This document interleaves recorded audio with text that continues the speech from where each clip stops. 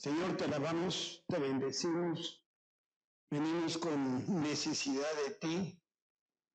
Por eso queremos que sea tu Espíritu Santo el que venga en esta hora a hablar a nuestras vidas.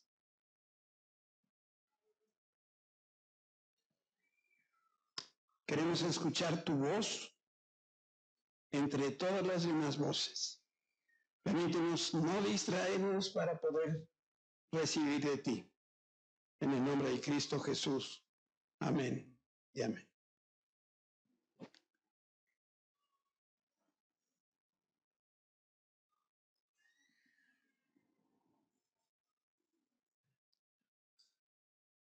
Quiero leer dos porciones de la Escritura. Una está en Juan 5, la otra es Isaías 61.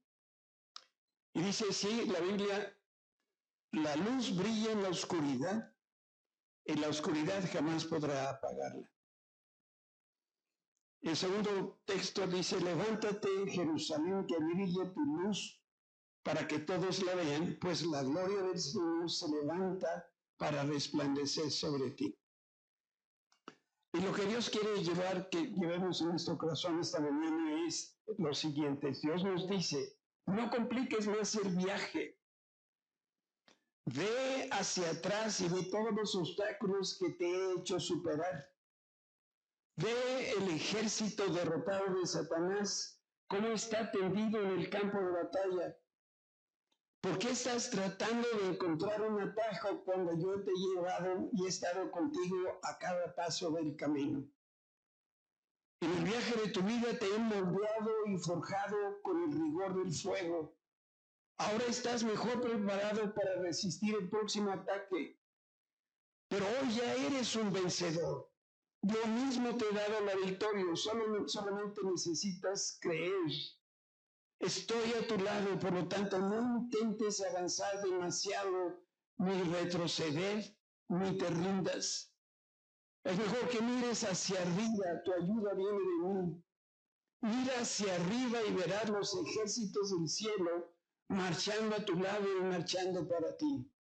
Haz tuyas las palabras de David, que decía: aunque son muchos los que están en contra mía, Él me rescata y me salva de la batalla que se libra contra mí.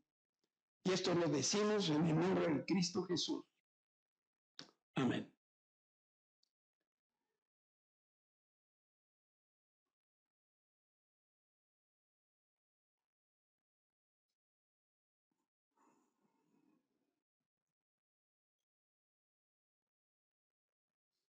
Permítame un segundo.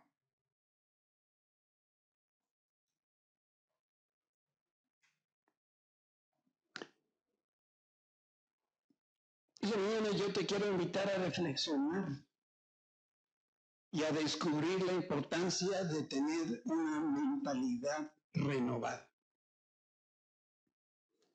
Yo creo que un día el pueblo de Israel, mientras viajaba de Egipto a Canaán, la mente de ese pueblo se les pasmó. ¿Sí saben qué es pasmar? Eso que le pasa a mi computadora cuando yo quiero que haga una cosa y no la hace, ¿verdad? Eso es pasmar.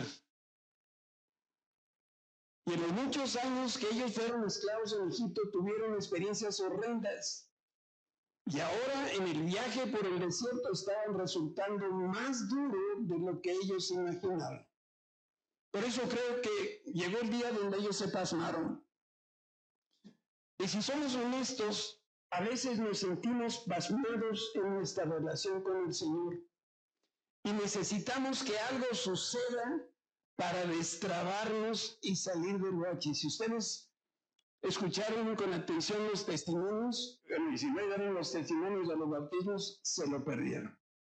Qué bendición oír los testimonios de vida de tantas personas.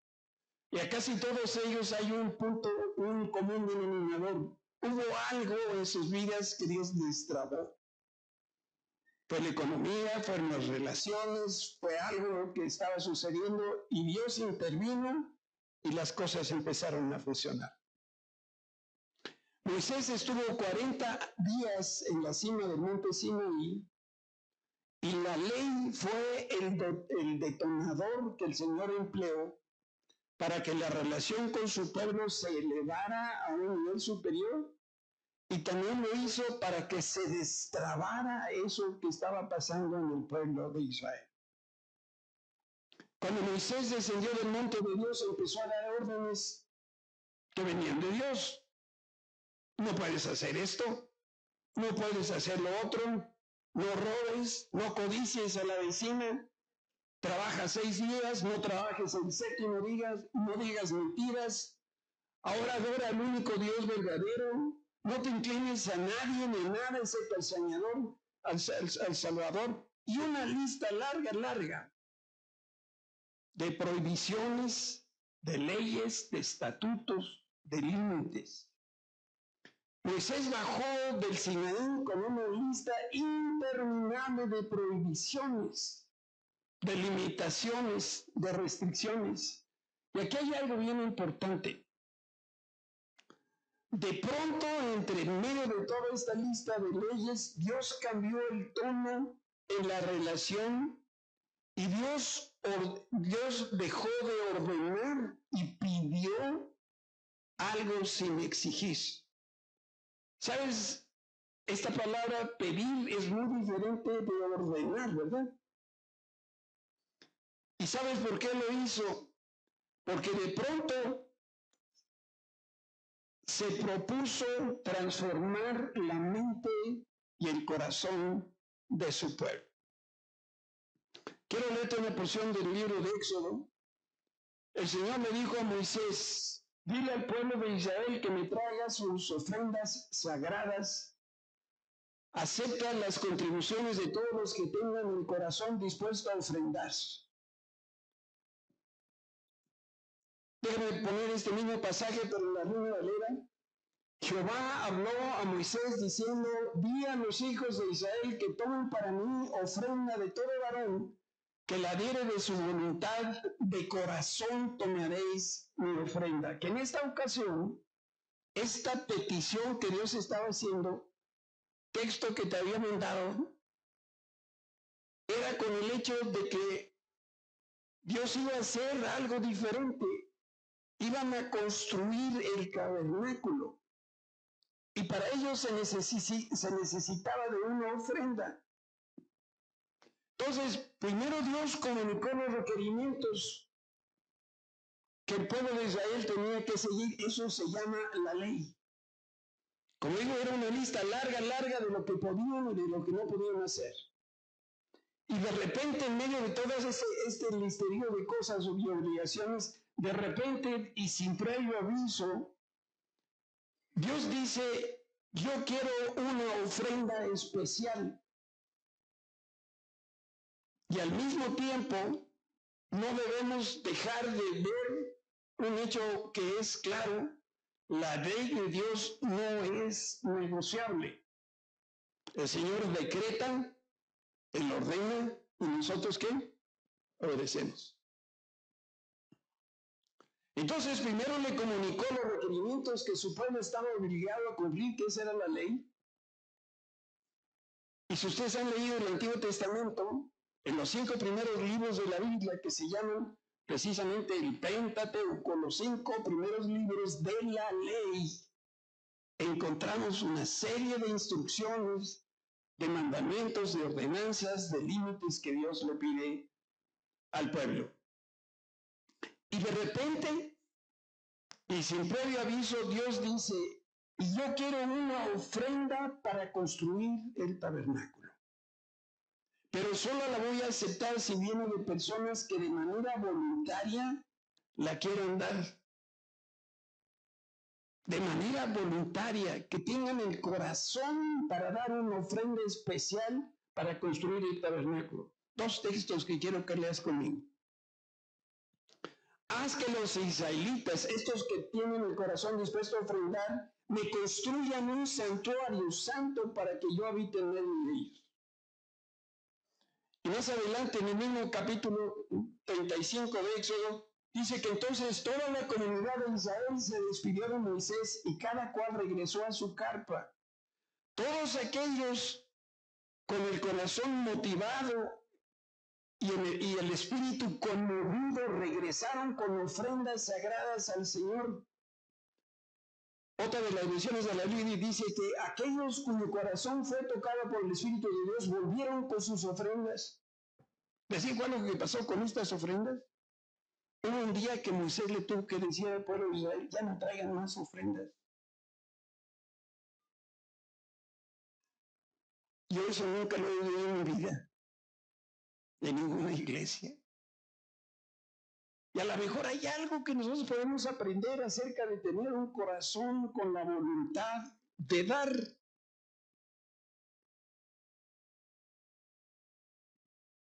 Si alguno por ahí no ubica bien, bueno, leo el último pedacito, y trajeron todos los materiales que se necesitaba levantar para el tabernáculo, para realizar las ceremonias y para confeccionar las vestiduras. Eran 3 elementos para los cuales Dios necesitaba una ofrenda. Este es el tabernáculo, es un plano aéreo. Todo esto que ven aquí marcado como límite eran velos o telas que se levantaban con una especificación determinada por el Señor de tal tamaño, de tal tamaño, de tal tamaño. Esa es la entrada del tabernáculo. Y entonces, al entrar había un altar de sacrificios.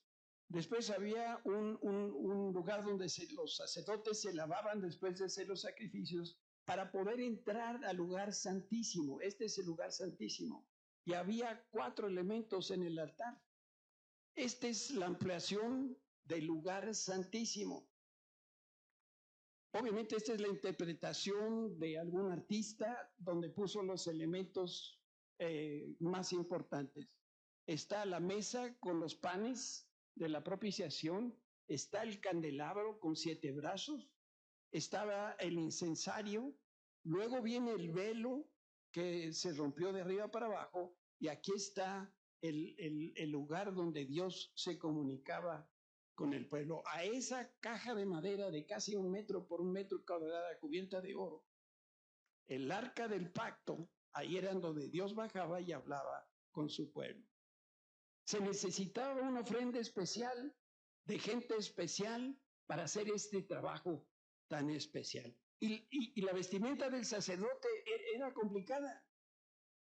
Podríamos hablar horas y horas del tabernáculo y cómo vestían. Llevaban un pectoral y llevaban parecía cachucha, pero no es cachucha, llevaba una mitra. Y en la mitra decía santidad al Señor.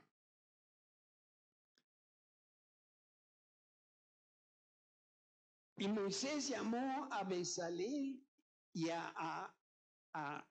siempre se me atoran aquí las 2 A's, a Oliab y a todo varón sabio de corazón en cuyo corazón había puesto Jehová sabiduría, subrayado, todo hombre a quien su corazón le movió a venir a la obra para trabajar en ella.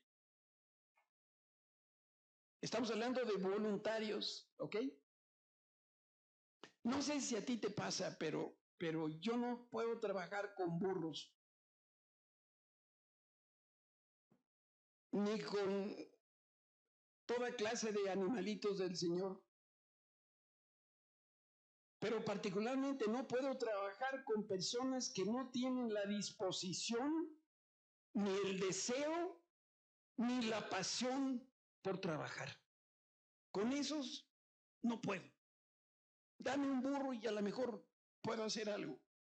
Pero uno que no tiene disposición, y a lo largo de mi vida profesional y en el ministerio me he encontrado de estas 2 categorías de gente. En el evento pues que estamos hoy reflexionando, Dios no ordenó que todos ayudaran a construir el tabernáculo. ¿Te queda claro? Eso no era una tarea para todos.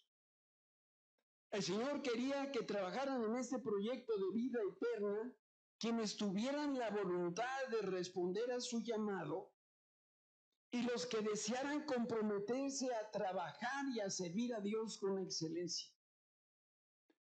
Lo mismo le sucedió a Gedeón cuando peleó contra los madianitas.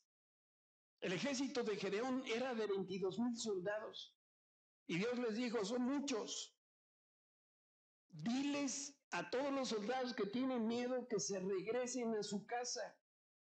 Y de los 22,000, el ejército era de 32,000. 22,000 se regresaron.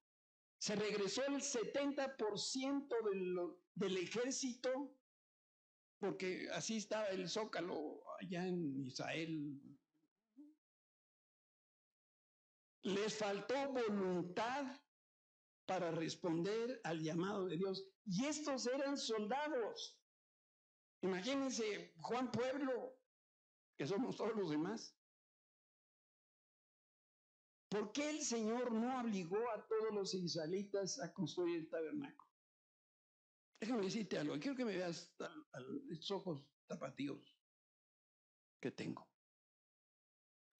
Si Dios hubiera pedido mi opinión, le hubiera sugerido que exigiera que todos los hombres edificaran la casa por lo siguiente. De entrada, los israelitas no estaban muy ocupados, que digamos. No tenían mucho que hacer mientras estaban en el desierto. La verdad de las cosas es que no hacían nada. No tenían cultivos que trabajar, no tenían ganados que apacentar. La única tarea que tenían era despertar por la mañana, levantar del suelo lo que la familia iba a comer ese día, y eso era todo lo que hacían. Entonces, si alguien decía, no puedo hacer porque estoy bien ocupado, o no puedo hacer esto porque tengo junta con quién sabe qué cliente, no había excusa.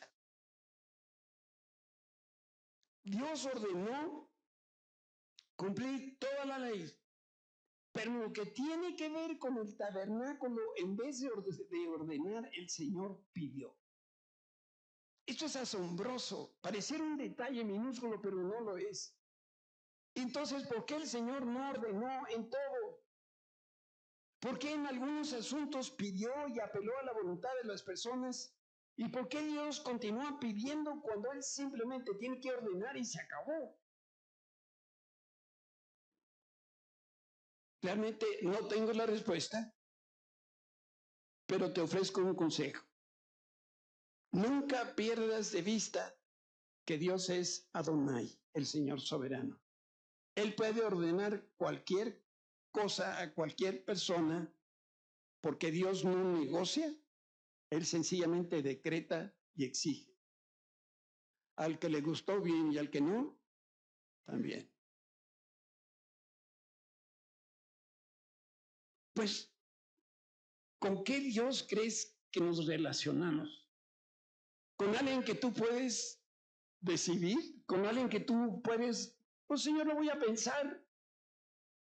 ¿Con Él le dan una instrucción? ¿Has de guardar el séptimo día para mí? ¿No se podría en jueves? No.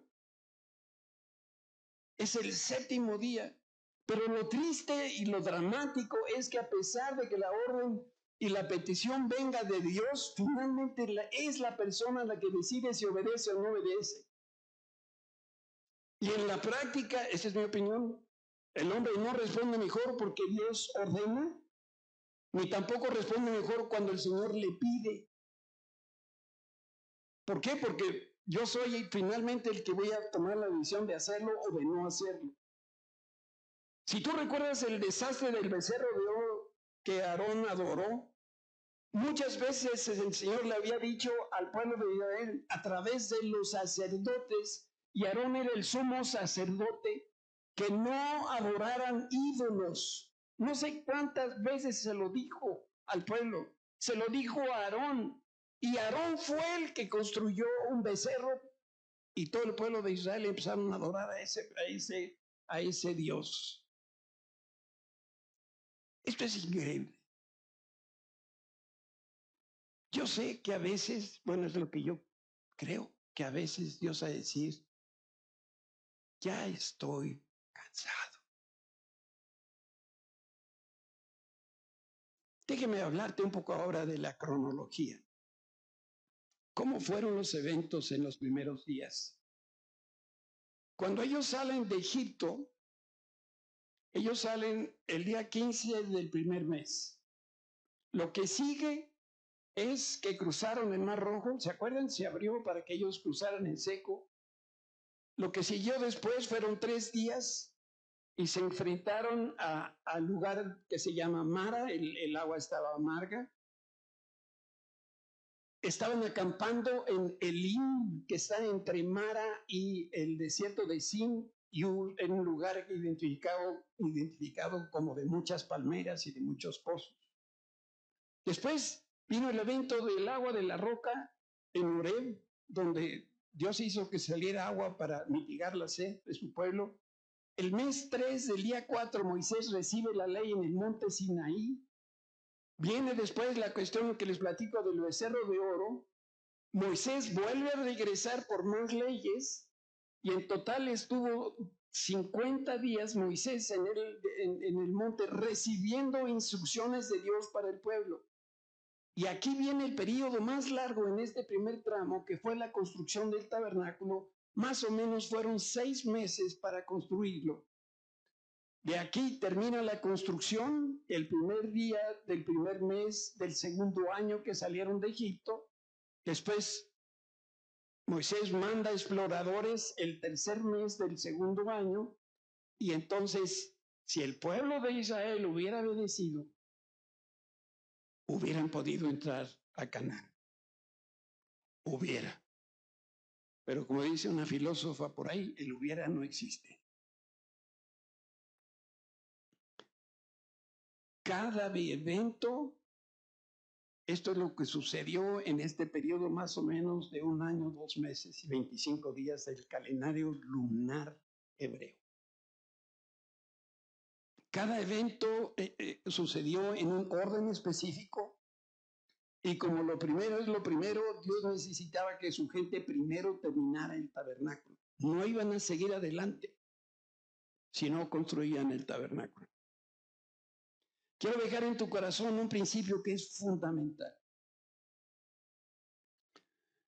Primero debemos construir la casa del Señor y después entonces podemos construir nuestra propia casa. Si Israel quería disfrutar la tierra prometida y el descanso, primero debía construir la casa de Dios.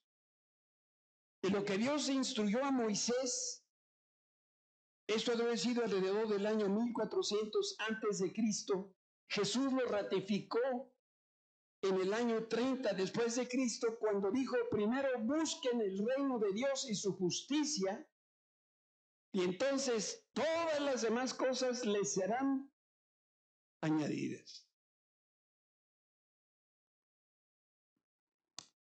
La cosa es que el pueblo de Israel, y a lo mejor alguno de nosotros, tiene mentalidad de esclavo.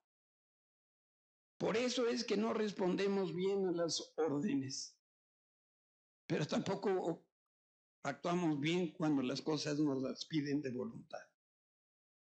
Y para cambiar la mentalidad de desierto, lo primero que debemos hacer es evaluar cómo pensamos en cuanto al trabajo. Levanten la mano todos los que trabajan. Gracias a Dios. Mira, el esclavo trabaja un día y el otro también. Pero el problema es que trabaja con mentalidad de prisionero. No trabaja con orgullo porque no le gusta trabajar. No voy a preguntar que levante la mano que no le guste trabajar, porque estaría ahorcando a más de uno, creo. El esclavo trabaja porque debe trabajar. Los israelitas fueron obligados a trabajar por cientos de años, y después de tanto tiempo de esclavos, Dios necesitaba cambiar su ética laboral. ¿Sabes por qué? Porque a pesar de trabajar toda su vida, lo hicieron con la actitud y la mentalidad de esclavos. Dios no quiera vaya a ver aquí entre nosotros alguien con mentalidad de esclavo. De acuerdo con el historiador judío Josefa, Josepo. Los israelíes construyeron algunas de las pirámides de Egipto con sangre, sudor y lágrimas. Los hebreos trabajaban duro, pero su productividad estaba atada porque tenían mentalidad de esclavos. Enriquecían a sus patrones mientras ellos cada día empobrecían más y más y más. ¿Se parece a alguien que tú conoces? ¿Alguien que te saluda en el espejo en las mañanas? Trabajas y trabajas y tu patrón o patrones o dueños cada día se hacen más ricos y tú cada día más pobre. ¿Sabes qué hace un obrero japonés cuando está en huelga? Esto no es broma, esto es en serio. El empleado japonés, para mostrar a los demás que está en huelga, se amarra una banda de tela a la altura del brazo. De esa manera está expresando su descontento. No hace paros, no hace letreros, no camina por las calles, no interrumpe el tráfico, no grita, simplemente se coloca una banda al brazo y trabaja más horas. Pues no que está en desacuerdo con su trabajo, pues sí. ¿Y cómo lo demuestra? Trabajando más para que aumente la productividad en la fábrica, los productos en la fábrica, porque si la empresa produce más, se va a ver obligada a reducir los precios del producto que vende, porque el remedio para el aumento de la oferta, cuando hay demasiados productos, si los quieres desplazar, tienes que bajar el precio. Y si bajan los precios, el dueño de la fábrica donde ellos trabajan va a ganar menos. ¿Y cómo le hizo? ¿Qué hizo? Trabajó más. Esa es la huelga. Nosotros como mexicanos no hemos llegado a la luna porque tenemos mentalidad de esclavos. La Biblia relata la vida de José. Él no era japonés, era judío, pero con la capacidad para mantenerse motivado en el trabajo. Trabajaba tan duro como cualquier otro esclavo judío, pero además todo lo hacía con excelencia. José encontró una joya que sus compatriotas debían buscar, y esa es la actitud correcta del trabajo. Y lo mismo debemos hacer nosotros. Si queremos disfrutar una vida de abundancia, debemos tener la actitud correcta respecto del trabajo. Gracias a Dios, gracias a la mentalidad que José tenía con respecto al trabajo, gracias a la excelencia de su trabajo, José se convirtió en primer ministro del país más poderoso del planeta de sus días y además destacó como un estadista brillante. José era un esclavo con mentalidad de gobernante. Era un empleado con mentalidad de dueño. Y al poco tiempo de ser liberado de Egipto, Dios llamó a los israelitas a ser gobernantes, pero seguían teniendo la mentalidad de esclavos.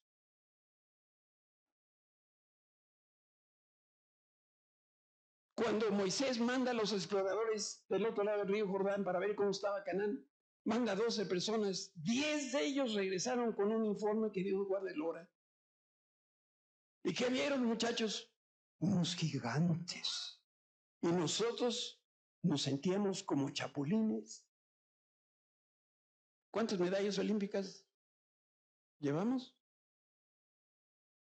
60.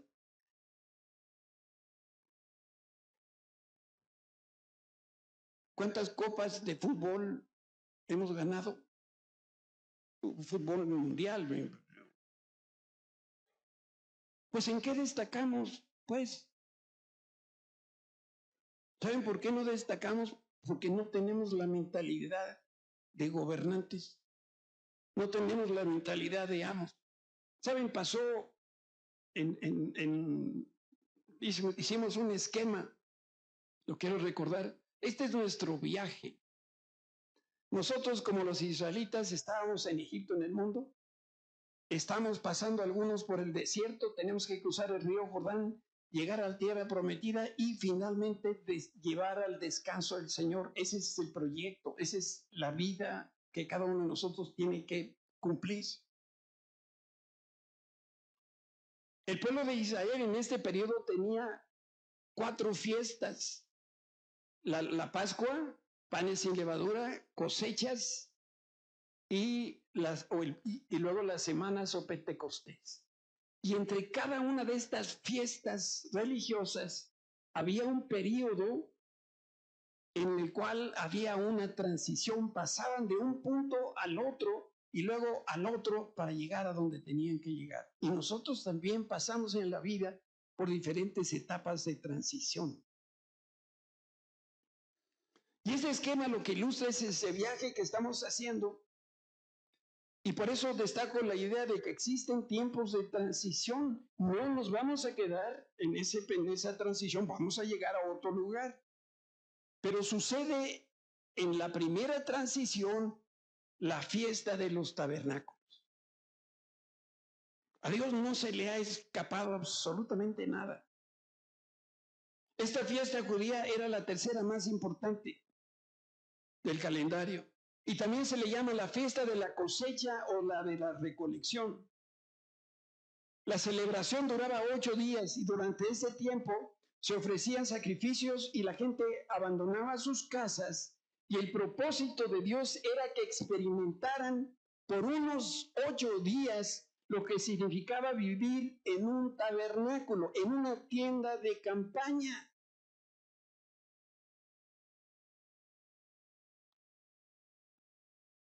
Lo importante aquí es destacar que el mensaje de Dios detrás de esta fiesta era: si quieres llegar a la tierra prometida y el descanso, y no quieres permanecer en el desierto, entonces debes tener la voluntad de dar para construir y servir al Señor. Si tú vas a la ciudad de Nueva York, a Manhattan, durante el tiempo de la fiesta de los tabernáculos, vas a poder ver en edificios de 8,500 pisos, en las terrazas, tiendas de campañas en donde viven los judíos por espacio de 8 días para recordar la construcción del tabernáculo. Yo sé que tú sabes que hay diferencia entre el hacer las cosas por obligación y hacerlas de manera voluntaria. Por eso quiero que leas con mucho detalle este pasaje que está en Primera de Crónicas. Oh Dios nuestro, te damos gracias y alabamos tu glorioso nombre, porque ¿quién soy yo y quién es mi pueblo para que te podamos darte a ti algo? Eso que está en rojo dice: todo lo que tenemos, ¿qué pasa? Ha venido de ti y te damos solo lo que tú primero nos diste. Cuando tú ofrendaste hoy y diezmaste hoy, lo único que hiciste fue del dinero que es de Dios y que te lo dio, tú se lo regresaste a Él. Eso es todo.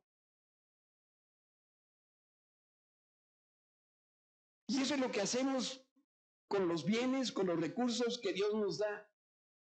Y continúa el texto diciendo: estamos aquí solo por un momento, visitantes y extranjeros en la tierra. Por eso las tiendas de campaña, al igual que nuestros antepasados, nuestros días sobre la tierra son como una sombra pasajera, pasan pronto y dejan sin dejar rastro.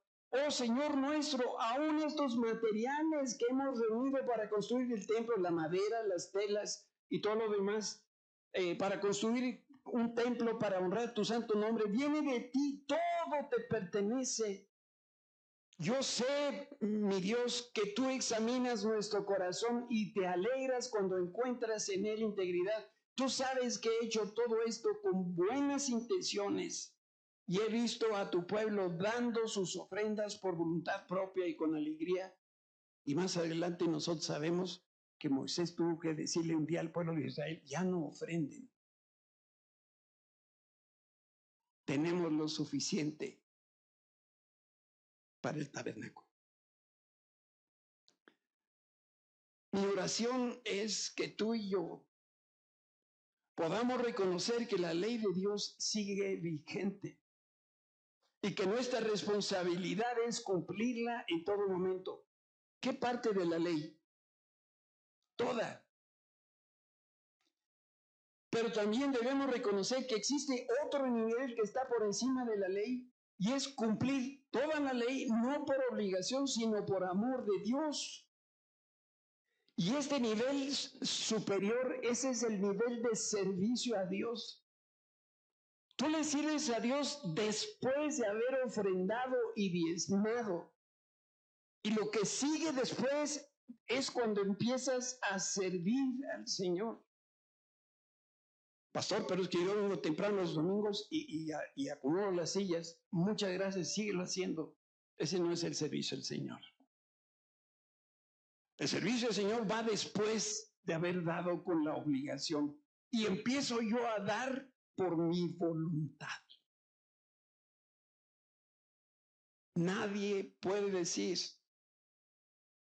este nivel superior es el nivel de servicio a Dios y significa que estoy dispuesto a dar por encima del diezmo y de las ofrendas que el Señor ordena. Déjenme decir esto y no lo digo con el ánimo de burlarme o de confundir a nadie, pero de pronto yo he recibido en mi mano el diezmo de una persona y me dice, aquí están 50 pesos, este es mi diezmo. Los que son buenos para los números, porque yo tampoco soy bueno para los números, si 50 es el 10% de su diezmo, ¿cuánto gana esa persona al mes? 500. ¿Conocen a alguien que pueda vivir con 500 pesos al mes? No. Entonces, ¿qué me dio? Pues yo tampoco sé. No le llamamos diezmo a algo que le damos al Señor. Diezmo es la 10ª parte de todo lo que ingresa a mi bolsa. Ese es el diezmo. Y las ofrendas se las damos al Señor después de los diezmos. Y después de haber dado lo que la ley obliga, que son ofrendas y diezmos, entonces empiezo yo a servir al Señor. ¿Quiénes van a servir al Señor? Los que tienen un corazón voluntario. Los que están por encima de la ley. Por eso, desde mi punto de vista, nadie puede decir que sirve al Señor si no diezma y ofrenda fielmente en la iglesia donde el Señor lo ha insertado. Si yo tengo la voluntad de dar y de servir y lo hago, entonces yo estoy construyendo la casa de Dios. Quiere decir que estoy buscando primero a Dios y su reino, y dejo mis necesidades en un segundo plano. Si me ayudan ahí atrás. El Señor desea que tú y yo trabajemos con entendimiento y con la actitud correcta. Y que subas a otro nivel por encima del nivel de la obligación. ¿Me escucharon allá atrás la música o ya se atoró?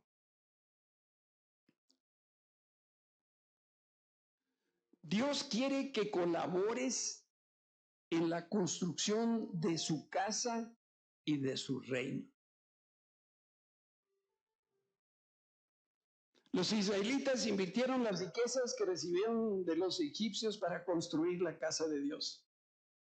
Que por cierto, ese dinero que les dieron los egipcios, Jacob y sus hijos llevaron ese dinero a Egipto primero.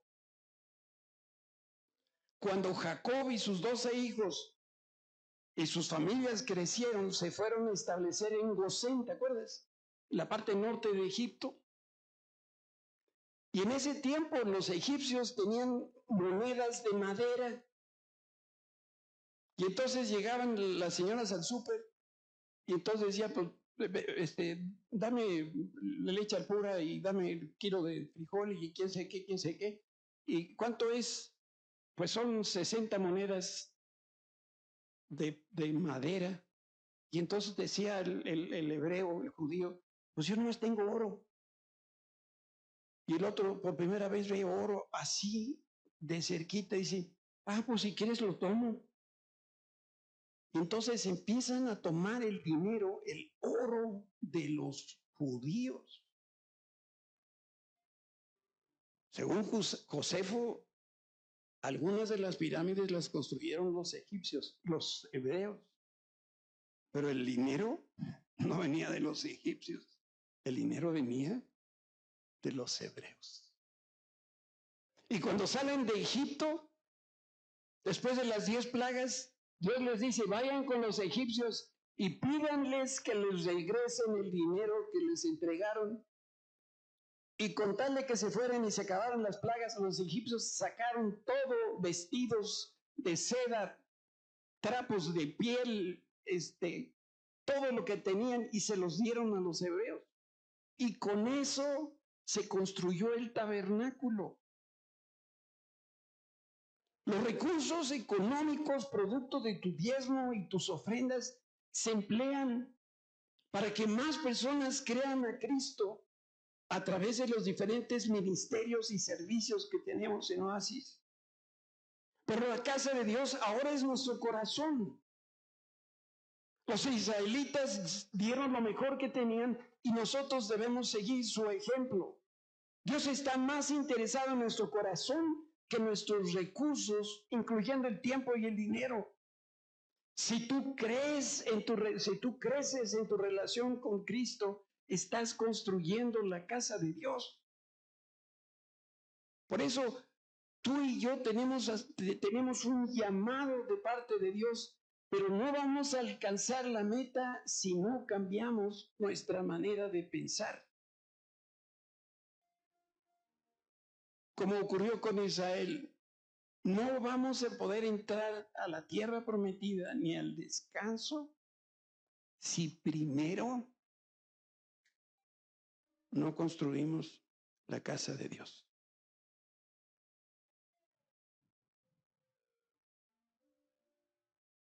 Esa es tu responsabilidad y mi responsabilidad. Un día, cuando nosotros estemos en la presencia de Dios, cada uno de nosotros va a pasar delante del tribunal de Cristo, que no será un tribunal para juzgar si somos salvos o nos vamos al cielo o nos vamos al infierno. Ya nos vamos a ir al cielo porque nosotros creemos en Cristo y seremos raptados cuando venga Cristo por nosotros. Pero pasada la segunda venida del Señor Jesucristo, después de los años de tribulación, vendrá el juicio del trono, el juicio de Cristo. Y en ese momento es cuando nosotros vamos a pasar a la báscula, cada uno de nosotros, solitos. Y Dios nos va a decir, ¿qué hiciste con lo que te di? ¿Con las oportunidades que te di? ¿Con los talentos? ¿Con los recursos? ¿Con los hijos? ¿Con la esposa? ¿Con todo lo que pasó por tus manos? ¿Qué hiciste? La parábola de los talentos lo ilustra de una manera bellísima. Todos aquellos que le dieron al Señor más de lo que Él les dio, el Señor les dijo, buen siervo, fiel has sido. Te puse en lo poco, pasa ahora a lo mucho. Y ahora juntos vamos a vivir en la presencia de Dios. Si hoy el Señor viniera por nosotros, si hoy fuera ese juicio delante de Cristo, ¿qué respuesta le vas a dar? Bueno, Señor, eso del diezmo, ese es el Antiguo Testamento, eso no aplica para mí. No, esa es la ley. ¿Qué pasa cuando rompes la ley? Pues te vas al tambo.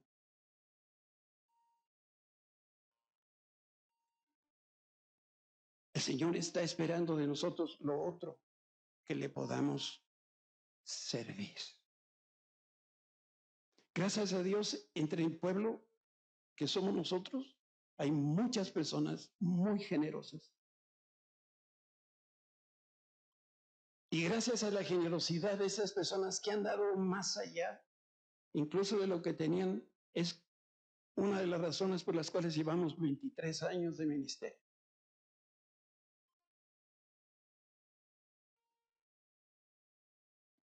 Dios nos pide, quiero que construyas mi casa. ¿Qué le vas a responder al Señor? ¿Quieres cerrar tus ojos?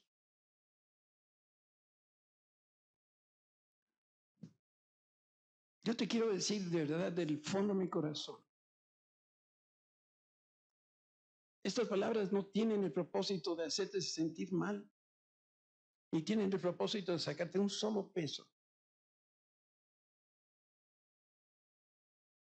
El propósito de estas palabras es que tú caigas en la cuenta.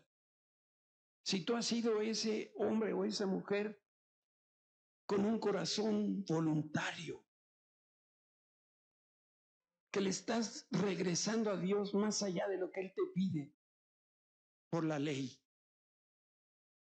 y que realmente tú estás construyendo su casa de voluntad, con tu voluntad, porque es lo que tú deseas en tu corazón. Y cuando tú haces eso, entonces Dios te dice, si primero yo soy y el reino de Cristo, entonces yo te voy a dar todas las cosas que tú estás necesitando. Y Dios se va a convertir en tu mejor proveedor. Déjame decirte que en el trabajo, ahí ese trabajo que Dios te ha dado, tú puedes ser el mejor de los empleados, el mejor de los trabajadores. Y destacar porque Cristo vive en ti. Y entonces con tu testimonio tú estás haciendo que el reino de Cristo crezca. Por eso estás en esa empresa. Por eso estudiaste lo que estudiaste y tienes la profesión que tienes. Porque ocupas un lugar muy especial que nadie más puede ocupar que tú. Sirve al Señor con gratitud en ese sitio. Honra a tus patrones y a tus jefes. Decía Gibran en su testimonio, Dios me ha puesto en este lugar para dar testimonio que Cristo vive en mí. Y eso es lo que la gente ve. Gibran está haciendo crecer la casa de Dios. Y eso es lo que Cristo quiere de cada uno de nosotros. Padre Santo, en esta hora, mi oración, mi petición a ti, Señor, es un cambio de mentalidad para cada uno de nosotros.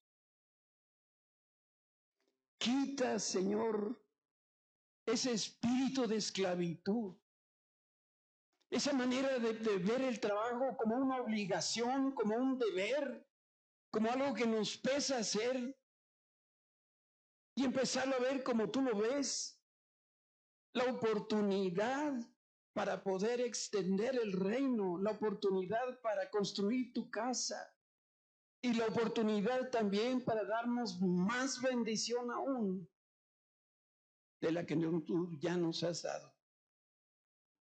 Que cada uno de nosotros pueda ser como José, que siendo esclavo fue levantado a primer ministro de Egipto. Levanta entre nosotros hombres y mujeres que nos presidan en el gobierno, en las empresas.